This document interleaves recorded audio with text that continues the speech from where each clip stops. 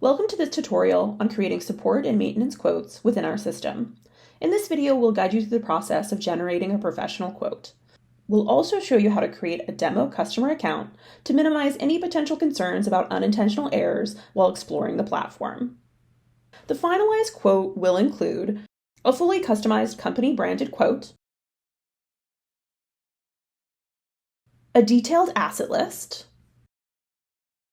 as well as a terms and conditions page. After creating a quote, we'll show you how to download a comprehensive contract. Let's get started. Before building out a quote, we need to build out the basic system and company information.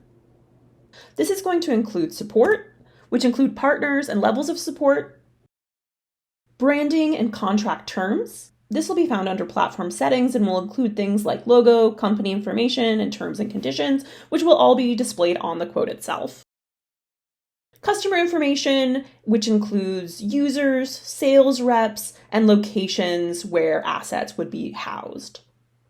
And lastly, products. So within products, we have several things that need to be set up before we can actually create the asset and attach it to a quote. So that would be asset types, OEMs, and products. So we'll go into this in a little more detail here. So we'll go through a product example.